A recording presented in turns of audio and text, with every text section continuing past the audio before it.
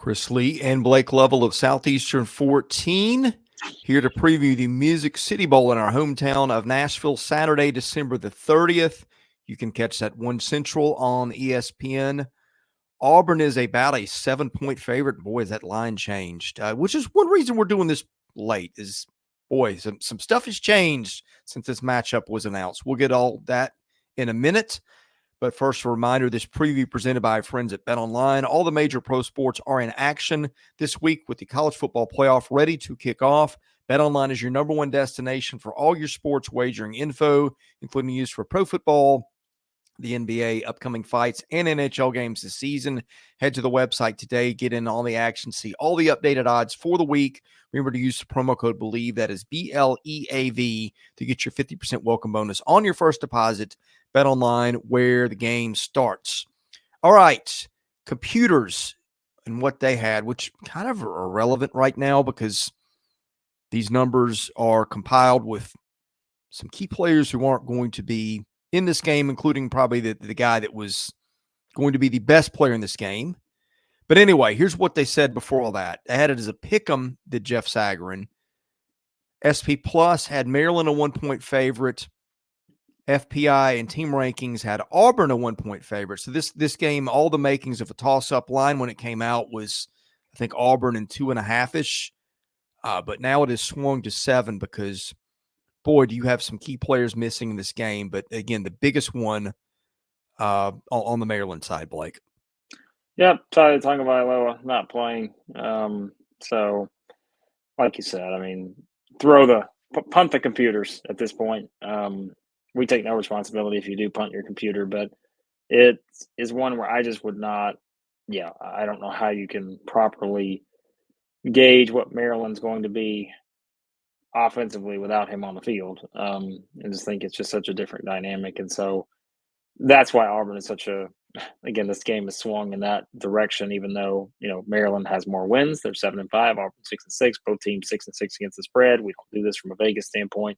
We just do this from a straight up, pick standpoint. But yeah, I think that's why if you're wondering why the swung in that direction, that is clearly the case because he was someone that would, account for a lot on this Maryland offense. And again, one of the reasons why, that they're able to do some of the things that they did this season, even though I'm sure Maryland fans not exactly pleased with the finish to the season. So.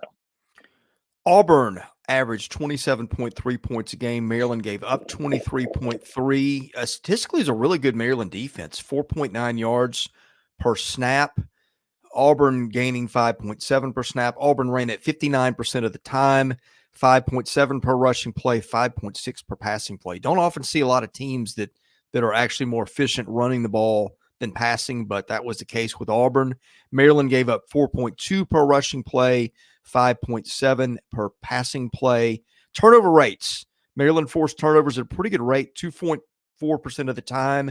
Auburn turned it over 2.1% of the time. And let's see, 11 of those came by interception, 5 by fumble. Maryland actually picked it off 15 times this year, which is a pretty good number. Look, I think Auburn lost a lot of its receiving room. Those guys weren't great anyway. I don't think there's a lot of mystery in terms of what Auburn is going to try to do, and I would think that would be to run the ball.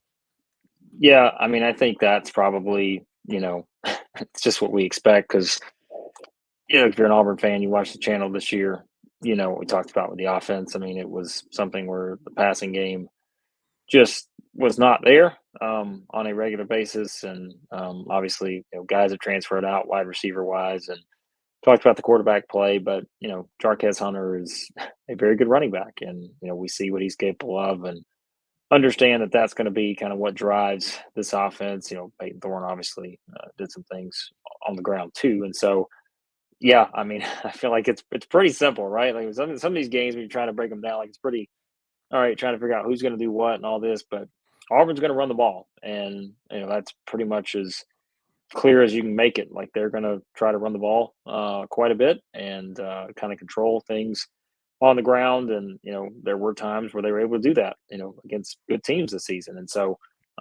yeah, that's the recipe for success for the Tigers for sure. Okay, when Maryland's got the ball, the Terps averaged 29.6 per game. Auburn gave up 21.9. Auburn gave up a surprisingly higher than I would have thought, 5.7 yards per snap. Maryland gained 5.9 per snap. Maryland ran it 40% of the time, 4.7 per rushing play, 6.7 per passing play. Auburn gave up 5.2 per rushing play, 6.2 per passing play. Turnover rates, Maryland turned over a lot, 2.5% of the time. Auburn forced turnovers on 2.2% of snaps. But here the big thing is no Tagovailoa. According to The Athletic, sophomores Billy Edwards Jr. and Cameron Edge are expected to play with Tagovailoa out. They combined for 13 pass attempts this season. So where do we go with this? I mean, it's like, how do we possibly know where to go with this? Like, and this is where, look, Maryland fans will probably have more of a stronger opinion, right? Because they'll say, all right, well, we think this guy can do this or this guy do that, but we can only do what we can do. And like we are an SEC channel. Like we haven't had a chance to watch game tape on all the, Maryland backup quarterbacks and all that. So like we can only go with what we see. And what we see is a Maryland team that, had a quarterback that threw for 3,400 yards, 25 touchdowns. Yeah, he had 11 interceptions, but just someone that put up the numbers that he put up, it's just a different situation, right? I mean, here's the difference, right? If you go watch our LSU Wisconsin preview, we're like, okay, LSU doesn't have their Heisman Trophy quarterback, Jaden Daniels, but they've got a Garrett Nussmeier who's thrown passes in big games and has this or that.